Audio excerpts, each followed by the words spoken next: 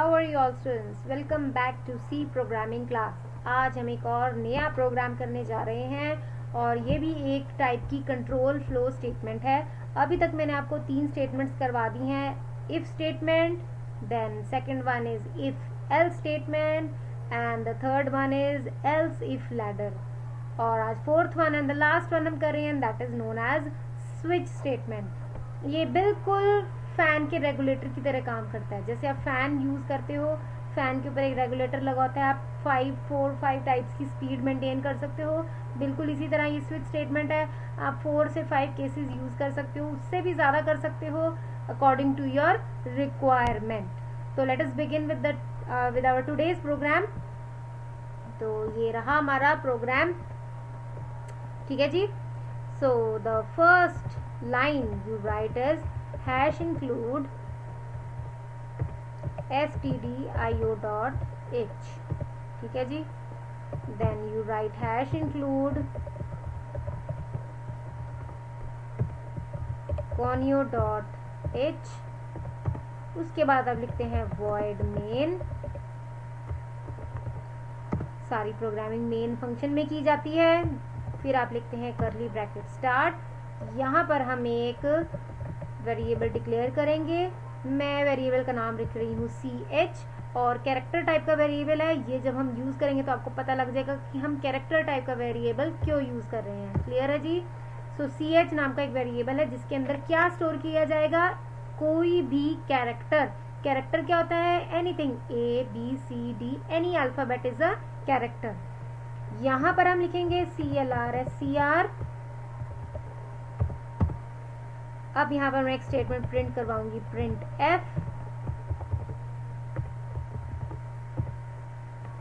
Enter the choice of the colour. जी हाँ, you guessed it right. इस program में हम कलर की चॉइस होगी, आप कौन सा कलर प्रिंट करवाना चाहते हो, ठीक है जी। उस नाम का कलर प्रिंट हो जाएगा। Then you will scan the statement, scan f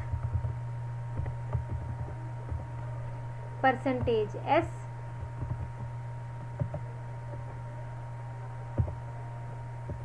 ch। Ampersand नहीं भूलना है, एम्परसेंड के बिना हमारा प्रोग्राम जो है, हमारा वेरिएबल है, रीड नहीं होगा। So now let us begin अवर स्विच स्टेटमेंट। यहाँ पर हम यूज करने जा रहे हैं स्विच। प्रोग्राम में हमने ch नाम का एक वेरिएबल यूज किया है जिसमें हमने एक अल्फाबेट स्टोर करवा दिया है। अब हम स्टार्ट करेंगे स्विच स्टेटमेंट से। स्विच यहाँ पर अब ये जो इसका सिंटेक्स है आपने बिल्कुल ध्यान से देखना है कैसे स्विच स्टेटमेंट को इम्प्लीमेंट किया जाता है। स्विच के ब्रैकेट में आप यहाँ पे उस वेरिएबल का नाम लिखेंगे जिसके थ्रू आपने स्विच को यूज करना है, ठीक है जी। स्विच ch, देन एंटर, यहाँ पे ब्रैकेट स्टार्ट। अब आगे बारी पहले केस की, केस y। कोई भी अल्फाबेट आप अपनी विश एंड विल के अकॉर्डिंग ले सकते हैं। प्रिंट f, y का मतलब क्या होगा, y से मैं मान रही हूँ येलो, ठीक है, येलो कलर। आप you can use any colour of your choice. उसके बाद यहाँ पे एक स्टेटमेंट लगाएंगे हम, ब्रेक स्टेटमेंट। ये बहुत इंपॉर्टेंट होती है ब्रेक स्टेटमेंट। हर केस में आपने ब्रेक स्टेटमेंट जरूर यूज करनी है। उससे क्या होता है, कंप्यूटर को ये पता लग जाता है कि एक केस चलाया, उसके बाद हमने उस केस से बाहर आ जाना है, नहीं तो क्या होगा कि वो सारे केस रन कर देगा, ठीक है जी। Then the second case, case B.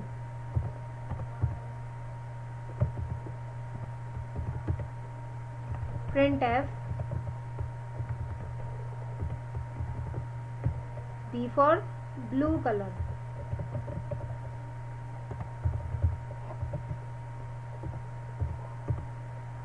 Then you will again write break statement. Break is very much important. Then the third case, case G. Any case you can use, any alphabet you can use. Programming is in your hand. You can do your programming the way you like. ठीक है जी। अब यहाँ पे G means कोई भी colour ले सकते हो, grey, green, any colour you can use, green colour.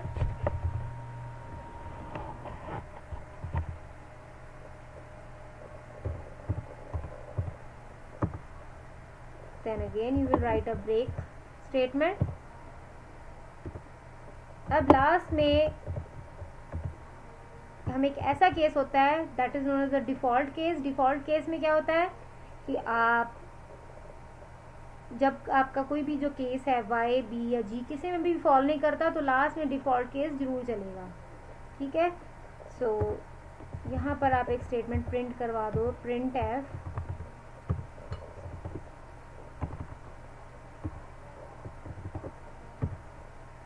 Invalid colour.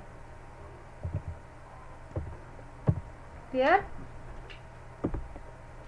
यहाँ पर ब्रेक देने की जरूरत नहीं होती हमें, सिंपली आप ब्रैकेट क्लोज कर दीजिए. अब ध्यान दीजिए ये ब्रैकेट क्लोज हुई है स्विच स्टेटमेंट की. ठीक है जी. One bracket open. Can you see my cursor. आप कर्सर पे ध्यान दीजिए. कहाँ पर है मेरा कर्सर. ये वाला जो ब्रैकेट ओपन किया उसको मैंने यहाँ पे क्लोज किया है, और जो ये वाली ब्रैकेट है वॉइड मेन की ब्रैकेट हमने उसको भी क्लोज करना है और उसको हमने यहाँ पर क्लोज कर दिया है. So my program is complete. Now let us run the program. Compile करेंगे अब प्रोग्राम को, और उससे भी पहले मैं एक स्टेटमेंट यहाँ पर जरूर मेंशन कर देती हूँ, और वो स्टेटमेंट है गेट ch. इससे क्या होगा, आपको एक एक्स्ट्रा कमांड नहीं देनी पड़ेगी आउटपुट शो होने के लिए. So I will press control plus F9 key from the keyboard. तो देखिए अब हम आ गए हैं अपने कंसोल पर, यहाँ पे हमने आउटपुट देखना है. ब्लैक आउटपुट स्क्रीन है. वो पूछ रहा है enter the choice of the colour. So I am writing white. So क्या प्रिंट हो गया, येलो कलर. ओके जी. अब मैं कोई भी और प्रोग्राम को आउटपुट दे सकती हूँ. यहाँ पर नाउ विल बी राइट जी. ठीक है. तो कौन सा स्टेटमेंट, कौन से स्विच चला है, ग्रीन कलर. आप चाहते हो कि fan should run on number 1, so the fan runs on 1 speed. आप जो चॉइस देते हैं फैन उसी स्पीड पर काम करता है. बिल्कुल इसी तरह आप जो चॉइस लिखेंगे वही वाला केस रन होगा, उसके अलावा बाकी केस नहीं रन होंगे. अब लेट अस सी. अब मैं कोई और केस देती हूँ, सपोज जो है ही नहीं इसमें. आई एम राइटिंग H. तो देखिए कौन सा केस चलेगा, डिफॉल्ट केस. जी हाँ. अगर आपका y, b, g में से कोई भी केस नहीं रन हो रहा है तो वो बाय डिफॉल्ट कौन सा केस चलाएगा, डिफॉल्ट केस. ठीक है जी. तो डिफॉल्ट केस में हमने क्या लाइन प्रिंट करवाई है, invalid colour. So the default case is run. तो अब आप देख सकते हो कि स्विच स्टेटमेंट इफ स्टेटमेंट से किस तरह से डिफरेंट है. इफ स्टेटमेंट में सिर्फ दो ही कंडीशंस होती हैं. एक कंडीशन होती है ट्रू और दूसरी कंडीशन होती है फॉल्स. लेकिन स्विच स्टेटमेंट में आप जितनी मर्जी चाहे आप उतनी कंडीशंस यूज कर सकते हो. पहली कंडीशन है y, then third, second, then third, then fourth. अब इस स्विच स्टेटमेंट की हेल्प से हमने 4 कंडीशंस यूज किए हैं, case y, case b, case g and default case. Clear है. तो आप इसमें और भी अपनी मर्जी से केसेस यूज कर सकते हो. So this is the basic difference off switch statement. ये काफ़ी हद तक आपने देखा होगा कि एल्स इफ लैडर के सिमिलर रही है. So but else if ladder जो होता है किसी लेवल पर जाकर कॉम्प्लिकेट हो जाता है. So that is why we use switch statement, so as to avoid the complexity of the else if ladder जो हमने अभी थर्ड स्टेटमेंट की थी. ठीक है जी. सो ये प्रोग्राम आप अपनी नोटबुक पर नोट कर लीजिए. So that's all for today's class.